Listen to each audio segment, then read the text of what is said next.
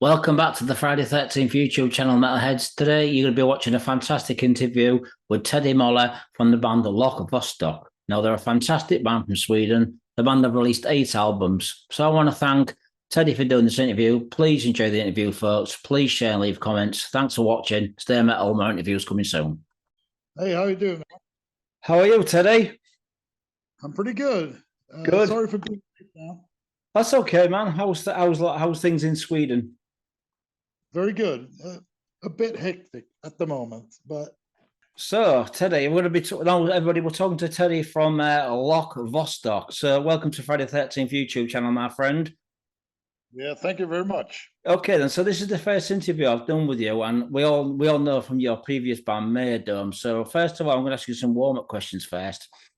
As a musician, was drums your first instrument before you switched to guitar? Obviously, with Mayadome, you was playing drums. Yep. Well, didn't really pick first instrument. I was born into a very musical home, and there were instruments littered everywhere. Uh, so I just started playing. I think I started playing drums first because that's the easiest thing, just banging on stuff. So, what age did you learn to play drums? I think about age 4 or something like that, 5 maybe. So was anybody in your family playing drums before you, or is it just something you said to your parents you want a drum kit and they just bought you one, or? I think my dad was recording in a studio somewhere, and I was with him. I was like 4 or 5 years old. I was banging on the drum kit in the studio, and just, I can't remember anything of this, of course, but my dad told me I just wanted to play drums after that. Nothing else. So what was your first drum kit then? Can you remember your first drum kit? It was actually a Gretsch. Yeah. Gretsch kit. I'm an old fucker. I was born in 1970. Yeah, me So, too. I'm the same. right, right. So there weren't a lot of low price drum kits around, I think, but I got the Gretsch kit from a friend of my dad's, uh, and I kept that for about 10 years, I think. So what drums did you progress onto after Gretsch? What was your other drum kits that you progressed onto? Well, Tama, of course. As an 80s metal drummer, of course it was Tama. Right, okay. We have the whole full rack system, obviously. Well, not the first, no. But the second, yeah, the whole rack deal, absolutely. So who's your influences, Teddy, as a drummer? Who's your Huh? influences? Who's your influences as a drummer? Oh, I'd have to say, at first, well, say from 15 to 25, it was Phil Rudd, um, um, Dave Lombardo, um, uh, and then Scott Rockenfield, um, even Abaddon, man, from Venom. And he was just wild. He was like Animal from the Muppet Show. Yeah, just a little bit. He I couldn't mean, play, but he looked cool. so what about progressive drummers then? Because who's inspired you as a progressive drummer? Obviously, Neil Peart from Rush. I guess he was one of them. Yeah, Neil Peart, of course, and then all the usual ones like Mark Sander, uh, uh, Mike Portnoy, of course. A couple of pretty unknown drummers like Rick Kalaluka from Watchtower, of course. And then I can't remember his name now. A Dutch band called I can't even remember the Polluted Inheritance. Great Oh, I remember drummer. those guys. I saw them at Downmoor Festival many years ago. You did. Yeah. Wow, that's so cool. I wanted to see him forever, but and yeah, the drummers from like Cynic and Target, a lot of those obscure progressive drummers. I really, What do you really, think about these guys, Sarcotic Waltz? Was you influenced by those guys? of course, of course. But I think I was more into the riffing in Psychotic Waltz. They made the longest riffs. Like they had a riff that was like, I think 22 seconds long. A song called Mosquito. Yeah, I mean, I think when you listen to Sarcotic Waltz, I think you've got to be kind of much a stonehead to get around the Yeah, music because it's really freaky, as we all know. yeah. But they're awesome. I absolutely love Psychotic Waltz. Awesome, yeah, great band. So, I mean, getting back to drumming, like Mayadome, you did 2 albums. Your first album, Paranormal Activity, was released on Shrapnel. How successful was that for you as a debut album? Uh, well, it was kind of crazy actually, because first album ever in my whole career on fucking Shrapnel, which when we got signed, I hung up on Mike Varney. I thought it was Right? a joke. A lot of people get that with prank phone calls and think it's not serious, and they put the phone down and realize, oh shit, it's the real person. Yeah. And then I spent about 2 minutes apologizing, and then we started working on it. And I think it sold something like 15,000 copies, which is crazy for a very, very small progressive band who's never played outside of Uppsala, Sweden. So, how successful was you in Sweden? Because you did 2 albums, didn't you? Nothing, absolutely nothing. We played like 5 or 6 shows in total. We played more shows in Denmark, I think, but we were not successful. No, we sold a lot of albums because it was the right time. It was 1996. It was, the rise of Dream Theater and rise of all those Dream Theater copy bands like Mayadome. Yeah. I mean, the second album was released on Keith Menzies' label. Rest in peace, Keith. Near death experience. Sorry. How successful was that for you? I mean, coming from Shrapnel Records, which was a big label, going down to Keith's label. No disrespect to Keith, he put a lot of bands out there, put a lot into them, didn't he?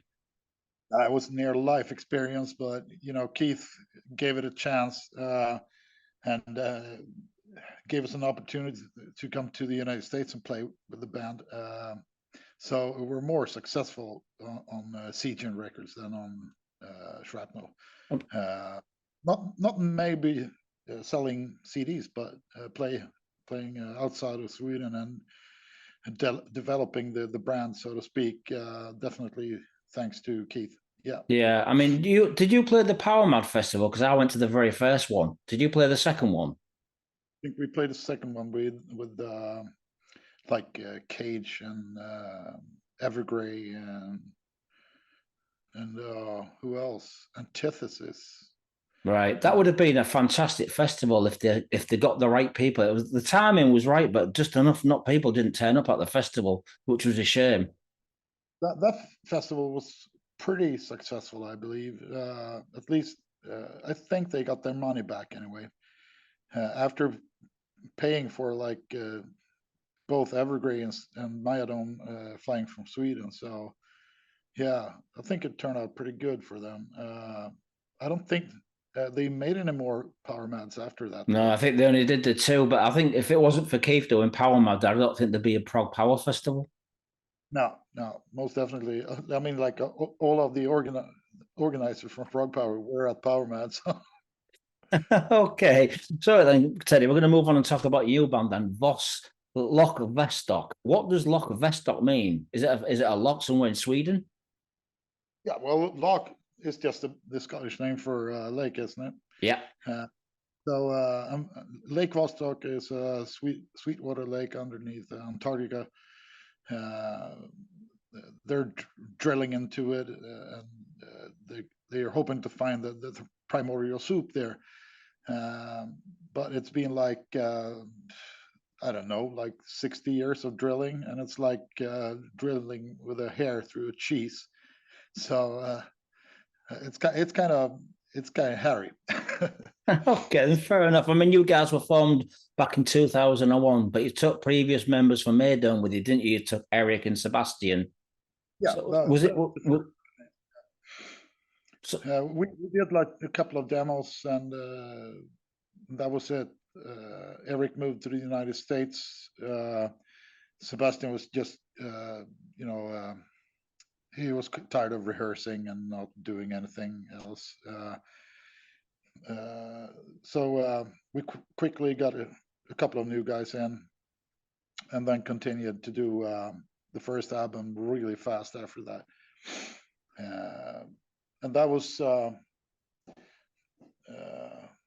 the starting point was already in Mayadome. We had the drummer. I was going to play guitar in Mayadome. But then everybody else just like quit and everything, and then I changed the name to Loch Vostok. So basically, Loch Vostok is a continuation of Mayadome. It would have been what Mayadome would have been. Is that what you're saying? You would have carried on? Yeah, because Mayadome was just jam-packed with rules of composition. We were really progressive to start with. Then we turned into the genre prog metal, and you know the difference. Yeah, more heavier, more technical, more detuned. I've noticed. Yeah. So you went on guitar and did vocals. I mean, was it something that you really wanted to do, or was you forced into doing guitar and vocals? Well, a bit of both, I think. I was just dead tired of vocalists. Lead singers are all assholes, and same with guitar players. And then I turned into both. That's pretty stupid, but it worked. So how successful was you in the beginning with the Loch Vostok? How successful in Sweden was you? Was you taken more serious with the Swedish fan base? I think we were more successful within the month with Loch Vostok than all the years with Mayadome. Because we had this approach of anything goes when it came to composition. I could finally embrace all my love for more extreme music and also incorporate the bluesy stuff from like King's X, and there were no rules anymore, and that was so fantastic. I absolutely loved it. The beginning of Loch Vostok was so free. Just do whatever you want. If it sounds good and we can puzzle it together, let's do it. Right, okay. And so the first album, Dark Logic, how successful was it for you for a debut? Not very much. Really? Well, the album itself didn't do any, didn't sell any numbers or anything, but it caught the attention of promoters, festival organizers, just regular shows. We were playing live all the time because of that album, and slowly built the fan base from there. I mean, didn't sell any copies to begin with, but it took off after like 2 years on the road, doing a lot of shows. Very much thank you to we used to have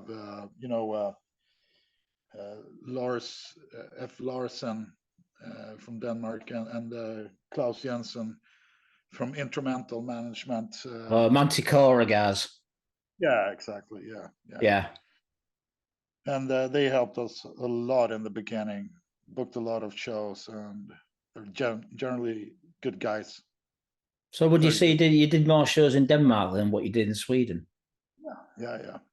Thanks to the Danish management, and they were really, Denmark is, besides Finland, it's metal mecca, Yeah.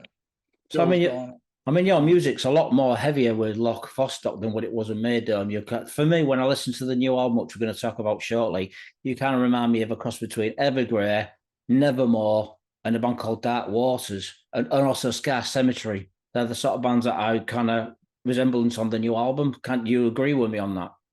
Yeah, absolutely. Yeah, I'll say more like especially when it comes to the rhythms. It's more like Fear Factory also, and Strapping Young Lad, shit like that. I definitely agree with the other bands you mentioned. Yeah. Right. So, I mean, the second album, Destruction Time Again, which was released in 2006, how successful was that for you from the debut, with it being your second album? Was you getting more attention, more press reviews? And yeah, and finally a good record deal.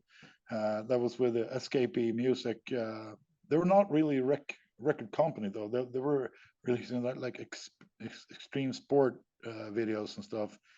And but they had great press everywhere because they made a lot of like skateboard DVDs and stuff. So they had like a couple of our songs in commercials and stuff like that. So that album did pretty good, actually. I mean, that was I a don't. label, I think, that was put together by Lars Chris from Lionshare. Is that correct? Am I right in saying that? Yeah, that's correct. Yeah, they also had the band Trouble. I think Trouble was signed to one for a very short time. Yeah, So did you? they released like 3 or 4 albums. Out of two of them were like Lionshare albums. So then nothing, I think. Okay, then. So I mean, so the next album you did was Revel No Secrets in 2009. How did you see that album as a progression from the first 2 albums? The natural progression, but a bit, a bit, a bit much, isn't it? It's like bangers and mash with gravy and cheese and extra cheese and lots of onion and sauce and cheese and onion. I mean, you did all the vocals and guitars on the very first albums before you found your current singer, didn't you? You were doing handling most of the vocals and guitar. Was that difficult for you back then? Yeah, it was. But I really enjoyed it back then. Yeah, I did. Okay, then. So I mean, you've been, like I say, been doing vocals for quite some time now. How do you see the music these days? What you're putting out? Do you think it's more heavier than what you've been doing in the past? I don't really think about that. I just write the way I've always written music. I don't care what comes out, and we have this approach. I got a pretty nice production studio where I record full production demos of everything I write. Then I send it out to the other guy. We have like a song bank, and they vote about it. We got 1 to 5. You can label it 1 to 5, and when it's time for an album, we just rob that bank, right? Yeah. For the material we need. And this time it turned out like this. I mean, this album behind me, Dystopium, is a great album. Yeah. Really nice production. This is when I noticed that the band were going diverted a little bit more. You were doing heavy stuff, you're doing melodic stuff, but it really works well for you guys, doesn't it? Yeah. I think Dystopian was the first. Oh yeah, that was the first downtuned album as well, because I literally snored my vocal cords to death.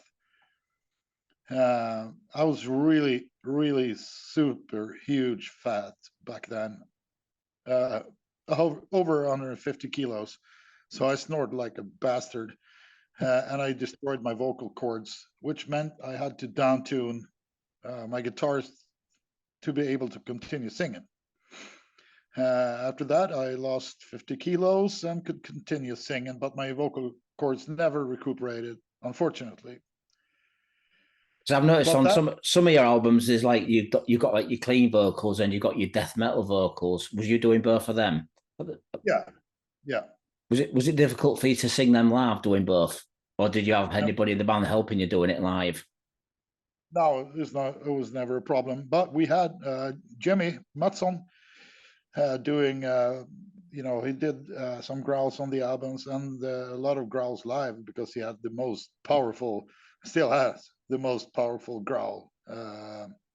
His growls make, forests fall. or whatever. Are any of the old albums going to get re-released on your current label, which is Victor Strom Productions? Are they going to re-release the old albums, or God, I hope not. why? No, no, I wouldn't mind actually. I don't really dwell in the past at all. I just look forward. I look forward to Hopus Ferrex 3 now. That's what I do in life generally. I don't look back. I, of course, acknowledge the past, and I really like my past. I don't have a problem with my past at all, but I'm just not that interested. Right. Okay. So, I mean, the current singer you've got now, Jonas. Where did you find Jonas? What band was he in before joining Loch Vostok? He was not in a band for a long, long time before joining Loch Vostok. He used to be in Citadel and something else. But I've known Jonas for about 25 years now. He was a good friend of my cousins. Right.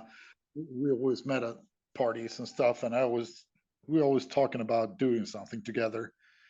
And like 5 years ago, I met him at a show, and I told him, let's stop talking about doing something together, and you just join Loch Vostok. And he said, all right. And that was it. And then I was like, okay, how to tell the other guys in the band? How did they take it? Not good, Really? Why? because they wanted me to continue singing. Right. And they're really, really, really skeptic at first. But I said, you don't have to be skeptic at all.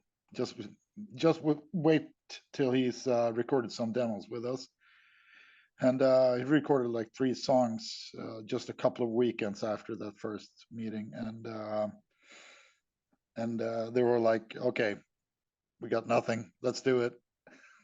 Okay, then. So we're going to talk about the new album very briefly. Just before we talk about it, you got Opus Ferox Part 1 and Part 2. Now, you said this is going to be a trilogy by the songs. Is this correct? Yeah, yep. Have you got anything wrote for the next album yet, even though this new one's just come out? Have you got any ideas for the next one? Well, it's written already.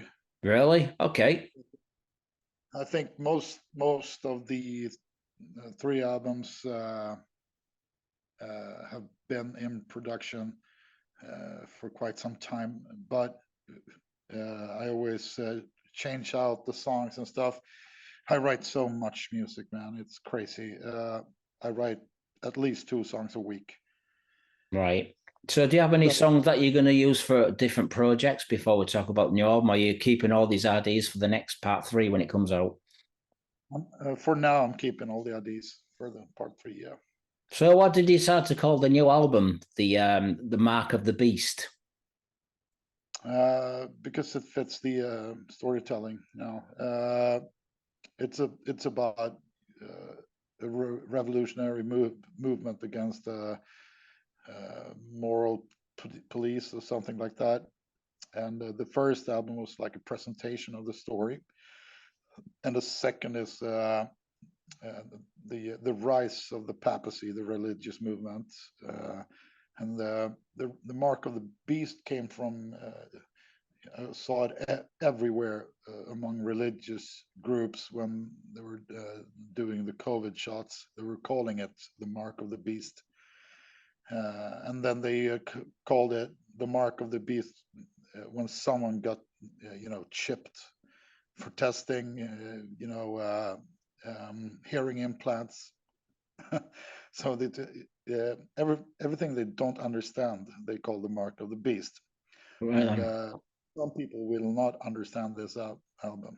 So is this the only title you had for this new album? Yeah. It was a working title for a long time, and then yeah. So who produced the album, and how long did it take to record the new album? Well, the whole band produced it,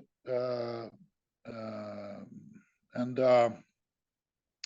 Ronny Björnström mixed and mastered it. He had a little say in the production as well, of course. It took us about total, I mean, like working hours is like 3 weeks, but it took us about 9 months because booking studios, waiting for booking studios, stuff like that, always takes too much time. But I think like working time about 3 weeks to a month, because most of the work was already done before actually recording it. Right then. So I mean they've got like 10 songs on this new album. It's released on is it Victron Productions? Vicky Solon. Victron Productions. Who is this label? Is it a label you put out, you've done yourselves, or is it a label that have approached you? It's a record label from Stockholm. It's not that record shop, something Pollution Records, is it? No, but the label manager Thomas works at Sound Pollution. Yeah. Yeah, I went there a couple of years ago because I worked with the band Anvil. I'm Anvil's drum tech. Yeah. So I actually went to that store when we were out there touring. So it's quite an interesting shop. Yeah, I love it. It's great. So the songs off the new album, who writes the lyrics, and what's your favorite songs from this new album? I wrote the lyrics, all of them this time. I don't know why. I think Jonas was a bit lazy. He wrote a lot of lyrics on the last album, so but it just turned out that way. We don't think about shit like that. And my favorite song, I think it's maybe it's Cult Status, or maybe Just Like That, because it's kind of really cool how it turned out. And Census is pretty cool too. But they're all pretty good. I mean, the production's fantastic. I've just reviewed the album for you today, Teddy, and I give it 4.5 out of 5. I think it's a very strong album. I think the production's excellent. I think the songs are very dark but melodic. Yeah. Do you agree with me on that? The production was very well planned, so that's why it didn't take too much time doing it. We were planning this, like a year before we started recording it, and we had long discussions with Ronnie about the sound. And I mean, like, I think Patrik pestered Ronnie for 3 weeks with the bass sound. So yeah, that's the reason it turned out so good. We were really, really picky this time, doing all our homework and reading up on recording stuff. So yeah. So how do you think the next album's going to sound as from this album? Do you think it's as a continuation of this album, or do you think it's going to be darker? Because obviously it's a trilogy, so it's going to have to end with like a big bang sort of ending, I guess. Yeah, it's going to be like one long song. Not. No, it's going to be another Dream Theater album then, is it? Like 3 songs? It's going to be. We really, really, really enjoy writing in this format now, because if you're restricted by this format and still have to be progressive, that's my new challenge now. Keep it within 4 minutes or something like that, and still be progressive. It's hard, man. So how would you describe your music, Teddy? Would you say it's dark progressive metal? What's your interpretation of your music? I'd like to say it's modern progressive, with djent influences and synthwave influences. I mean, this djent stuff, and it seems to be a lot of it around in progressive metal now. What is it? Is it because people talk about mathematic metal and all this bullshit? Yeah, well, it's a sound more than style. I believe it's based on rhythms more than melodies. But when you combine the djent rhythms, like the Meshuggah rhythms, with all of my cheat stuff, it turns out pretty good, I believe. So how many videos are you doing for this album? I know you've already released one. How many more promotional videos are you doing?